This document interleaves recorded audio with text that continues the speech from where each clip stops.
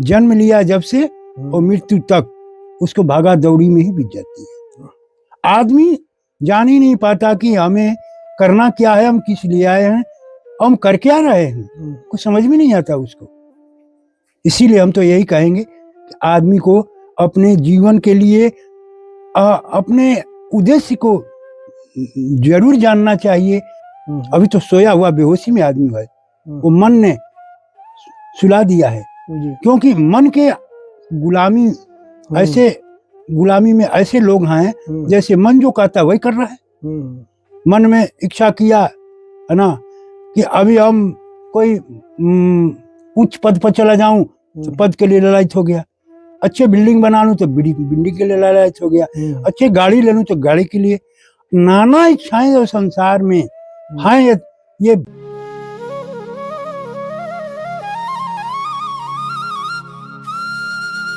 श्री राम। और महाराज जी ठीक है? हाँ, और तो बढ़िया है, ठीक है। तबीयत तो बढ़िया है इस समय जी। अब होली का समय थोड़ा आ गया है, अब थोड़ा सा मौसम जो है सर्दी निकल गई, अब अच्छे थोड़ा सा धूप आ रही है। अब आदमी का रहन सहन थोड़ा, अब परिवेश अब थोड़ा सा बढ़िया हुआ स्तर पे, थोड़ा दिन भी बढ़ने लगे। जी जी, इसलिए और सब ठीक है महाराज जी? ठीक है। भक्तों ने बोला था महाराज जी का एक सत्संग और होना चाहिए। देखो भाई, भक्तों का तो आग्रह रहता ही है। बहुत सारे भक्त वीडियो जो देखने के लिए ललायत रहते हैं जी, और बाहर से कॉल भी करते हैं। कॉल आए महाराज जी? हाँ, कई कॉल आए हमारे ऊपर जी जी, मोबाइल पे कि महाराज जी आपका सत्संग थोड़ा और दीजिए, डालिए। आप जो वाणी जो आपकी है, जो बोलते हैं, सत्संग जो देते हैं, उसमें इतनी रस भरी है कि जिससे हम लोग सुनते सुनते आनंदित हो जाते हैं और बहुत ही जीवन के महत्वपूर्ण चीज बताते हैं। तो हम कहा कि ठीक है भाई, हमारा तो धर्म ही और कर्म ही क्या है, हमारा कर्म और धर्म यही है ना, जीव प्राणियों की सेवा जहाँ तक हो सके बिल्कुल उनको जगाना, हमारा काम है जगाना, सोए हुए प्राणियों को जैसे जग सके, है ना। तो आदमी को जगाने के जन्मों जन्मों से सोई हुई है ना, सोई हुई ये आत्मा है, उनका चेतना है, उनका ज्ञान है ना, वो सो गई है। फर्क इतना ही है कि एक जगा हुआ आदमी, एक सोया हुआ आदमी, अंतर इतना ही होता है। तो एक जगा हुआ आदमी बिल्कुल होश में रहता है, और जो होश में आदमी रहता है वो जो कुछ करता है सब जानकारी में होती है ना, पूरा समझबूझ में होती है। और एक सोया हुआ आदमी होती है, वो बेहोशी में होता है ना। नींद में जैसे सो जाता है आदमी तो बेहोशी में चला जाता है, तो होश ही नहीं रहता जी। मैं कहाँ हूँ, मैं कौन हूँ, है ना।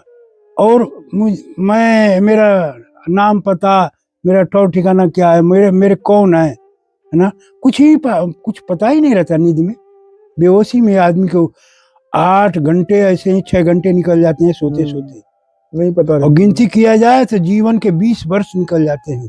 आंकड़ा ये निकाला गया है कि आदमी जो अपने जीवन में 20 वर्ष सोते सोते निकाल देता है, उसका कोई मूल्य नहीं ना।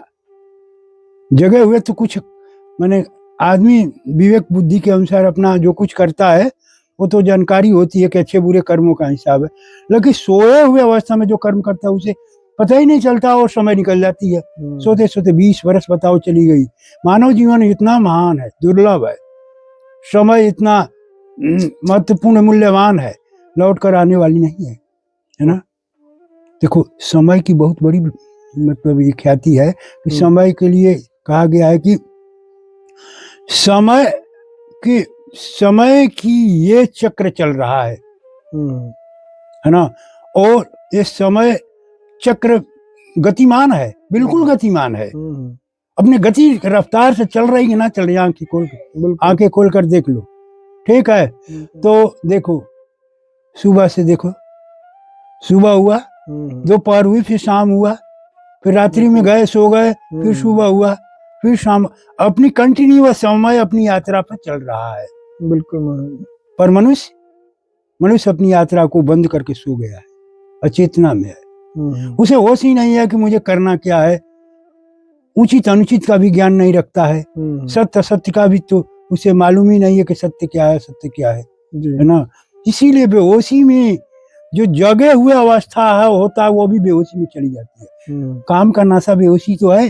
बिल्कुल। कोई नौकरी में ड्यूटी पर जाना है, ड्यूटी करना है भाई, कोई खेती में जाना है, कोई व्यवसाय में जाना है, नाना प्रकार के सभी अपने अपने दौड़ धूप में लगे हुए हैं। और दौड़ाने वाली ये शक्तियां अंदर में, जैसे कोई कहता है कि अरे कौन सा ऐसा शैतान है जो भाई हमें दौड़ा रहा है, पागल किए हुए है। कोई शैतान नहीं है। इसमें 3 चीजें हैं, 3 गुण हैं शरीर के अंदर में। समझिए ना, ये गुणों से रचित शरीर है, माया का शरीर है ना। वो गुण है रजोगुण, तमोगुण और सतोगुण। यही 3 ही गुण दौड़ा रहे हैं आदमी को। जगह जैसे ही बेड छोड़ा आके बस खोपड़ी में अब दिमाग में आया और दौड़ना शुरू हो गया। ये यहाँ जाना है, वहां जाना है, ये करना है, वो करना है ना। दिन भर दौड़ते दौड़ते बीत जाती है ना। शाम को थक करके जब आता है लौट करके घर पे और रोटी खाया, बिस्तर पर गया, लग गया, सो गया और सोते सोते 8 घंटा बिता दिया। तो बताओ क्या है मानव जीवन की चरित्र लीला है। इसलिए समय बड़ा मूल्यवान है जी। और समय अपनी गति से चल रही है और शरीर दुर्लभ है, मिलेगा नहीं। समझ, ये सृष्टि चक्र है और इस सृष्टि चक्र में पूरे सृष्टि घूम रही है। 84 की चक्र का जो कहा जाता है, 84 लाख 84, वो 84 के चक्र में सभी जीव हम आप सभी लगे हुए हैं भागा दौड़ी में। और जन्म लिया जब से और मृत्यु तक उसको भागा दौड़ी में ही बीत जाती है। आदमी जान ही नहीं पाता कि हमें करना क्या है, हम किस लिए आए हैं, हम कर क्या रहे हैं, कुछ समझ में नहीं आता उसको। इसीलिए हम तो यही कहेंगे कि आदमी को अपने जीवन के लिए अपने उद्देश्य को जरूर जानना चाहिए कि हम आए हैं तो किस लिए आए हैं, और आए हुए तो हम कौन हैं, मैं कौन हूँ। अगर बार बार आदमी प्रश्न करे अपने भीतर कि मैं कौन हूँ, मैं कौन हूँ, मैं कौन, अगर ये अगर उसके अंदर में ये बैठ जावे अपने जानकारी के लिए कि अपने जानने के लिए कि मैं कौन हूँ, तो एक दिन उसके भीतर से ही आवाज आएगी और उस उत्तर आएगा और सच्चाई जो सत्य है उसको उत्तर उसके जरूर मिल जाएंगे। ये अनुभव है हम लोगों का, समझिए ना। इसीलिए जगे हुए आदमी और सोए हुए आदमी में यही फर्क है कि जगा हुआ आदमी जैसे है हर समय सचेत है, जैसे संत महापुरुष होते हैं जो जगे हुए व्यक्ति हैं, सचेत हैं, अचेत नहीं है, सचेत हैं। लेकिन एक प्रकृति के अंदर में, माया के अंदर में, गुण के प्रभाव में रहने वाले जो जीव हैं अचेत हैं, उनको अचेत कहा गया। उसी को जड़ प्रकृति कही गई है जी। जड़ में जो संसारिक ज्ञान है ना, जिसमें संसार में हम लोग भी हैं, जितने जो लोग हैं, जितने प्राणी हैं संसार में, जो भागा दौड़ी है और जो भी कार्य करने के लिए हम लोग ललायित हैं कि ये कार्य को पूरा करनी, ये कार्य को पूरा करनी, ये कार्य को पूरा करनी, पर कोई कार्य पूरा नहीं हो पाता है। एक किया दूसरा खड़ा हो गया, एक मतलब इच्छा पूर्ति हुई दूसरे समस्या खड़ा हो गई, दूसरे पूर्ति हुई तीसरे खड़ी हो गई। बिल्कुल जीवन इच्छाओं के बंधन में दौड़ते दौड़ते और आदमी त्याग देता है, लेकिन इच्छाएं नहीं मिट पाती हैं। तो इसमें बहुत बड़ी चीज है, एक मन है तुम्हारे भीतर। और मैं तो कहता हूँ अपने मन को तू देख, पहले पहचानो ये कौन है तुम्हारे अंदर में जी, है ना। हम बार बार अगले वीडियो में भी कहा हूँ कि देखो भाई तुम्हारे अंदर में 2 शक्तियां हैं, है ना। एक चेतन शक्ति है, एक जड़ शक्ति है, और जड़ शक्ति मन है ना। अभी प्रकृति में जो रह रहा है वो जड़ है, और जो चेतन में जाकर विश्राम करता है वो आत्मा है। आत्मा ही चेतन है, वही ईश्वर स्वरूप है तुम्हारे भीतर में, ये सबके भीतर में है, प्रकृति के हर कण कण में है वो आत्मशक्ति जो दिखाई नहीं देती, है ना। तो हम जड़ शरीर को देख करके जड़ बुद्धि के अनुसार, है ना, जड़वत हो गए हैं, और हमारा मन आदमी तो हम कहते हैं, देखो एक बात है, हम्म, हर आदमी गुलाम है, गुलामी में जी रहा है। गुलाम है। हाँ गुलाम है, गुलामी में जी रहा है।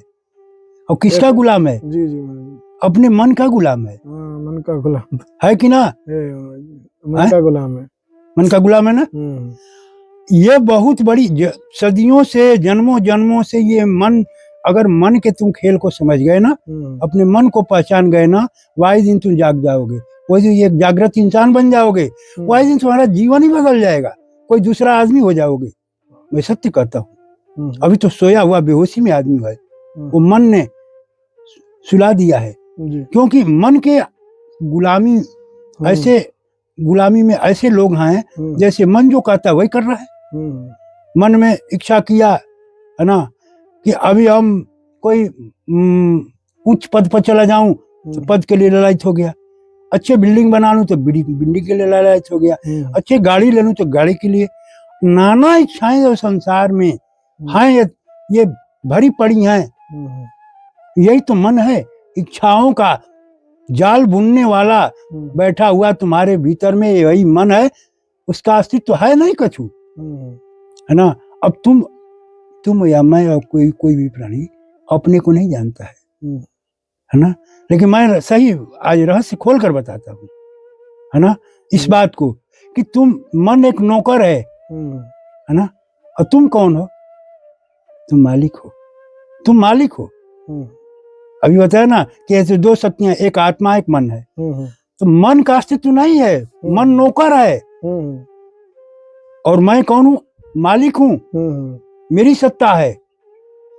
पर जैसे है कि कोई नौकर को आदमी गद्दी पर बैठा दे, मालिक बना दे अपने घर का, मालिक, आओ भाई तुम संभाल हमारे घर को, थोड़ा हमें फुर्सत मिल जाए, थोड़ा हम कुछ और काम कर लें।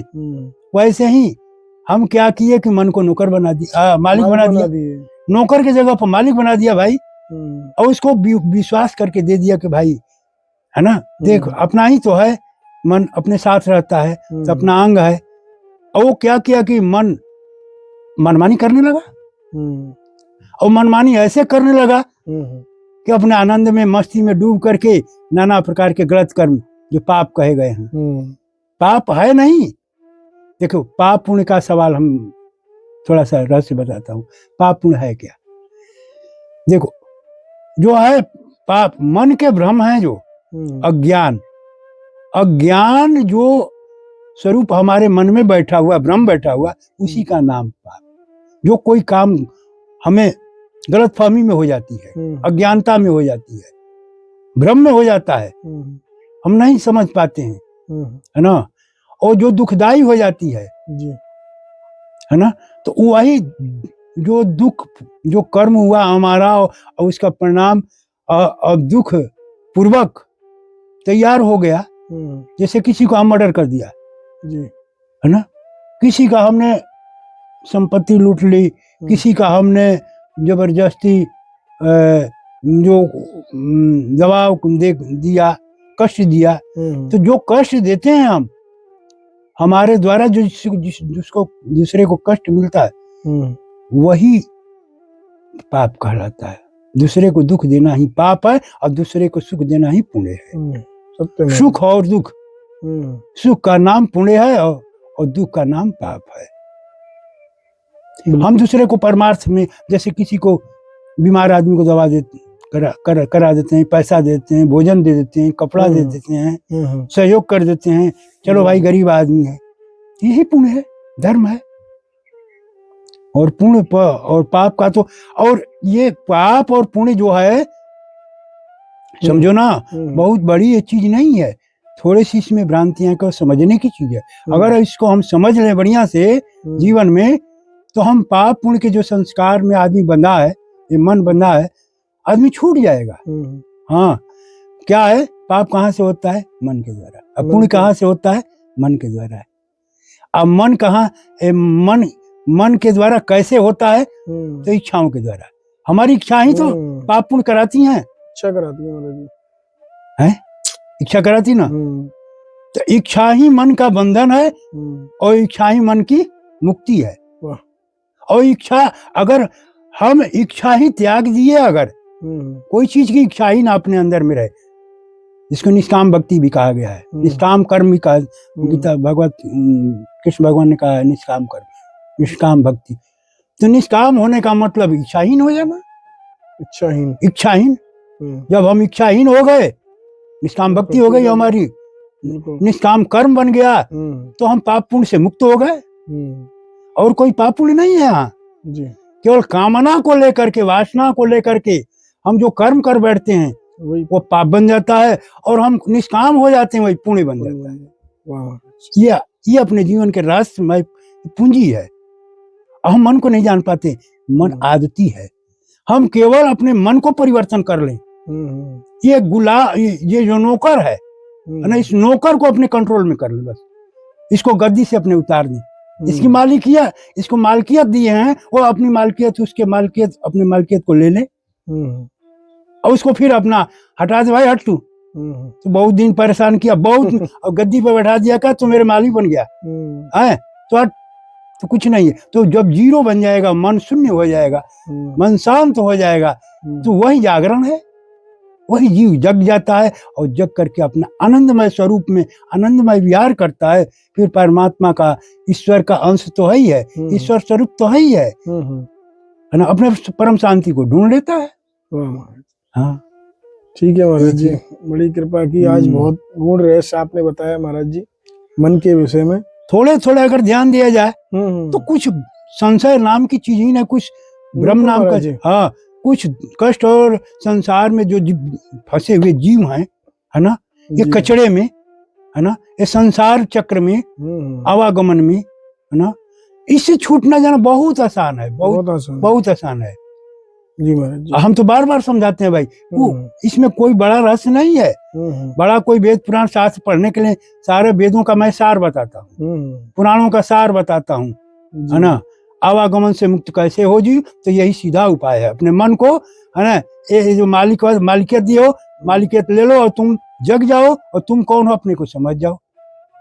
अपने स्वरूप में जाना, अपने स्वरूप को स्थित हो जान करके अपने स्वरूप में स्थित हो जाना, बस यही। ठीक है, हमें भी आप आज्ञा दें, मिलते हैं ऐसे दुर्लभ संत दर्शन के साथ सिर्फ संत यात्रा पर। जय श्री राधे। ठीक है माई, धन्यवाद। जय जय।